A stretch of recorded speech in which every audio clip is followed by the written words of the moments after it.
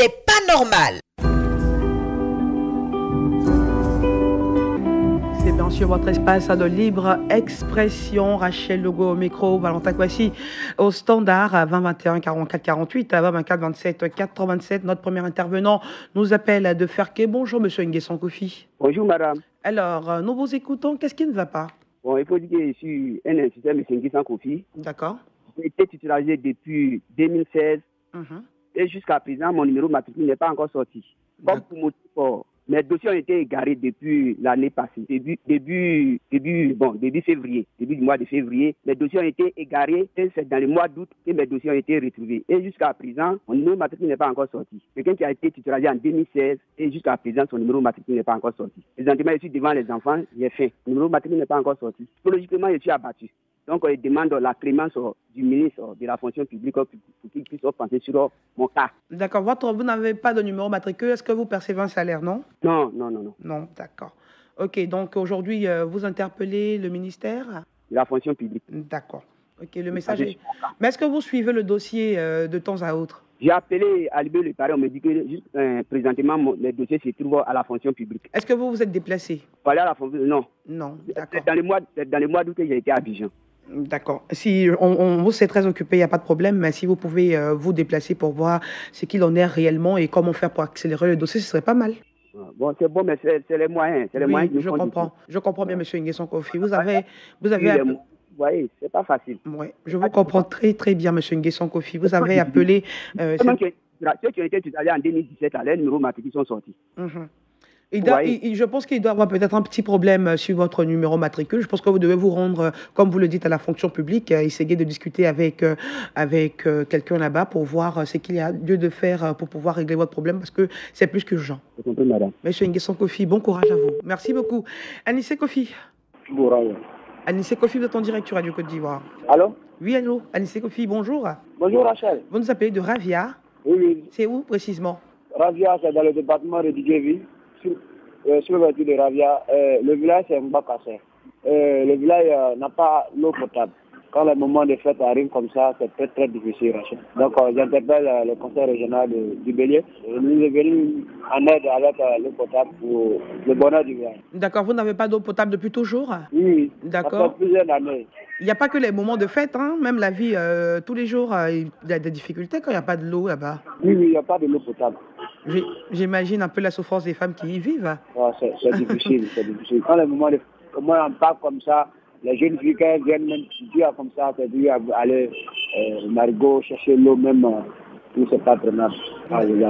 C'est bien d'avoir appelé. Ouh là là, on est obligé d'interrompre la communication. On a compris l'essentiel de votre message à monsieur Anissé Kofi. On parle toujours d'eau potable, hein, si je ne me trompe pas, monsieur Abdoul Ouattara. Bonjour. Rachel. Bonjour, monsieur Abdoul. Comment ça va? Ça va très bien. Vous nous appelez de Menengbe. Oui, Menengbe. Rachel, c'est pas normal. Menengbe, on a problème d'eau. Rachel, depuis 1999, on a seulement qu'une pompe. La pompe est gâtée. C'est la seule pompe qui nous sert. Depuis 1999, la pompe est gâtée. Il y a un opérateur économique qui a arrangé. Vraiment, il a arrangé que ce 3 à 4 fois, mais il ne peut plus.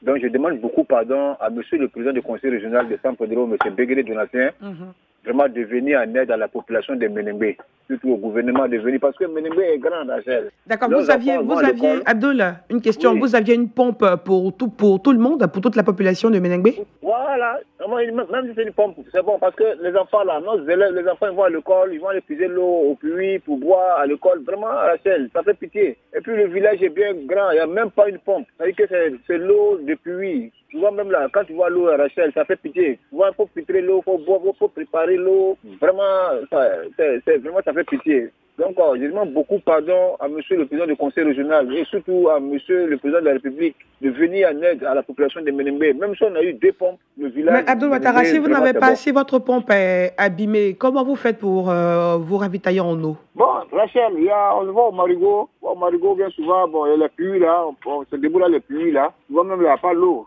Nos femmes se lèvent à 4 h du matin, aller chercher l'eau, 5 h du matin. Matin, bonne heure, tu vois, ils sont là. À tout moment, même, je dis, pas même le chef du village est malade. Vraiment, Rachel, ça fait pitié. Menengbe ne mérite pas ça. Vraiment, le village est bien grand, électrifié, il y a tout, on a tout. Mais c'est l'eau seulement qui nous manque. Monsieur Abdoul Ouattara, tout le monde a droit à l'eau potable. Tout le monde a droit à l'eau potable. Je vous comprends bien. Et puis, je comprends aussi la souffrance de ces braves femmes de Menengbe. Vous avez besoin d'eau là dans votre localité pour améliorer vos conditions de vie, votre quotidien. D'accord. Merci beaucoup. Touré Sandou. Oui. Bonjour. Bonjour, madame. Alors, vous êtes à Lakota? Oui, moi, c'est à Lakota. Bon, Lakota, Sassandra, Lakota, Sassandra, vraiment, c'est coupé actuellement. On a du mal à trouver nos marchandises pour pouvoir manger. Vraiment, il faut que l'État fasse un effort pour pouvoir avoir cette route-là. Vraiment, je voulais qu'ils mettent ça dans le prochain conseil des ministres, dans les brefs délais, parce que vraiment, ça ne va pas du tout. Ça ne va même pas. C'est quel axe, ça vous avez dit? Je n'ai pas entendu. L'axe Sassandra, Lakota, Sassandra. D'accord, ok. Donc la route là-bas est carrément dégradée. Oui, c'est très dégradé. Actuellement, c'est coupé. C'est coupé même ça. Les voitures n'arrivent pas à aller. Bon, nos femmes n'arrivent pas à partir en brousse pour pouvoir envoyer les manger pour qu'on puisse manger. Bon, actuellement, il y a faim ici. Ça va même pas. Ça va pas du tout, sincèrement dit. Vraiment, il faut que l'État fasse ça dans un bref délai pour qu'on puisse dans cette chômage vraiment pas bon comme ça. C'est pas normal. D'accord, Toré Sando, on dit que la route précède le développement. Donc, il vous faut une très très bonne route aussi. Pourquoi pas pour booster l'économie de votre localité? C'est important. Merci à vous d'avoir appelé pour signaler ce problème là-bas. Merci beaucoup. On espère qu'une solution sera rapidement trouvée. Mamadou Diomandé nous appelle de Sipilo. Bonjour à vous, Mamadou Diomandé. Bonjour, moi, Rachel. Alors, Mamadou Diomandé, quelles sont les nouvelles aujourd'hui? Maman Rachel, Sipilo est un département, un nouveau département, où il y a eu un deuxième préfet. Mais ce département est coupé d'un grand coupement. Il n'y a pas de route. Rien ne va en voie à Sipilo. Le commerce est vraiment pas possible. La circulation, pas de véhicules. Atteindre Biakouma 65 km pour voyager, il faut 3 à 4 jours. Maman Rachel, vraiment, c'est très, très grave.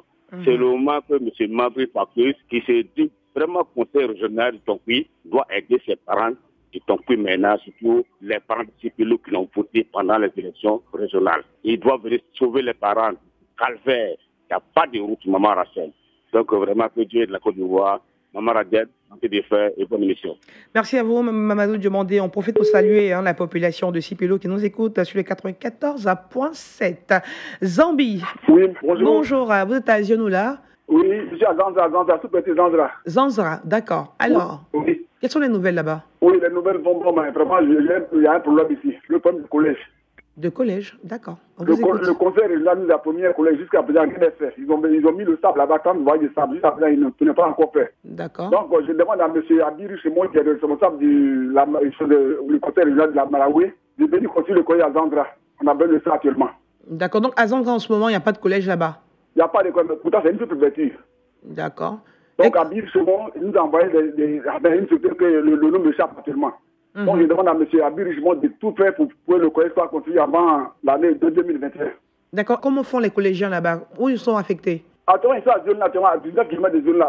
Là-bas, nous, on loue les maisons là-bas. Ça nous arrange pas. Ah, d'accord. Ça veut dire que non seulement vos enfants sont loin de vous, et puis en plus, vous déboursez encore de l'argent pour leur installation là-bas, c'est ça? Tout à fait. Donc aujourd'hui, vous demandez un collège dans votre localité.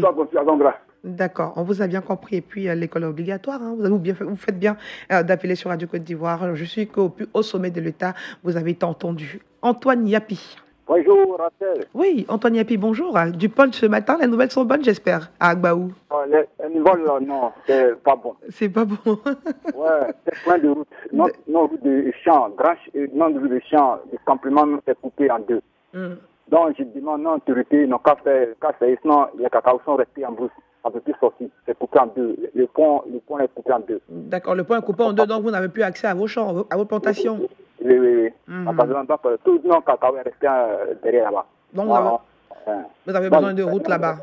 Oui, à Baou. À Agbaou. D'accord, vous avez bien compris, Antoine Yapi. Yao Bationo, j'espère que je prononce bien. Oh, c'est Yao Bationo de Deimba, département de Kounipao. Bonjour, c'est clair. Allez, qu'est-ce qui ne va pas?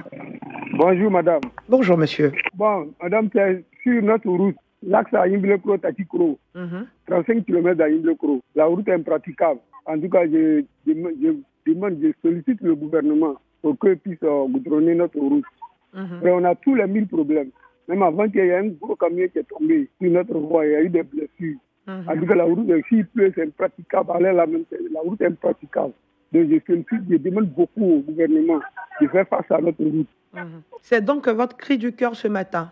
Ouais, c'est beaucoup de cœur, ma route. C'est l'axe à Imblo-Kro-Tadjikro. Ils ont goudronné jusqu'à pour venir à la frontière. Le reste de la petite voie là, depuis, ça me fait des mois que j'appelle sur la route, mais rien n'est fait. D'accord. Donc, ils ont commencé un travail, donc à vous demander à ce qu'on poursuive pour que vous soyez plus à l'aise. Oui, l'axe à Imblo-Kro-Tadjikro, c'est 35 km. 35 km. C'est une route internationale. D'accord. Yao Bationo, merci, nous vous souhaitons une bonne journée. Et on salue également les populations de Kounfao. 20 44 48, 20 24 27 97. On a encore le temps pour prendre un autre auditeur, un seul, le dernier. Valentin Kouassi, on a passé le mois directement, monsieur Doumbia Abdoulaye. Doumbia Abdoulaye, vous nous appelez de Yopougon. Allô? Allô, bonjour. Oui, Doumbia Abdoulaye, vous nous appelez de Yopougon, c'est cela? Oui, effectivement, madame, je vous appelle de Yopougon, en quoi dépôt ce travail. D'accord, qu'est-ce qui ne va pas? Bon, depuis le 14 mars, on les a déguerpis. Bon, actuellement, là, affaire se trouve au ministère de la Construction. Mais actuellement, il y a les ferrailleurs qui sont venus sur le terrain et le terrain les appartient. Donc, je voulais lancer un appel à nos autorités. Donc, ils n'ont pas essayé de venir intervenir sur ce problème parce que vous voyez qu'il y a des résistants entre les ferrailleurs avec nous, les artisans habitants. Le terrain, ça nous appartient. Parce que même l'État m'a envoyé un géomètre pour venir lotir le quartier pour nous. Donc on investit dans ça. Et puis M. Fouad Maïs, qui est le Libanais, avec les artiers, et puis ils sont venus casser nos quartiers.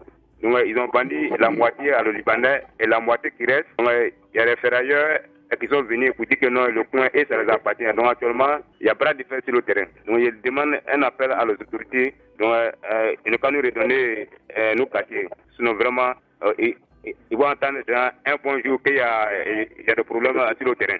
Parce qu'il y a des bras de fer entre nous ici. On ne va pas parler de problème tout de suite. On va parler déjà de discussion et demander aux personnes compétentes d'aller sur le terrain pour voir ce qu'il en est réellement, à qui appartient le terrain, et puis trouver une solution immédiate. Merci à vous, Doumbia Abdoulaye, qui nous appelle à l'instant de Yopougon. C'était notre dernier intervenant dans C'est pas normal de ce jour. On se donne rendez-vous demain pour un autre numéro. C'était C'est pas normal.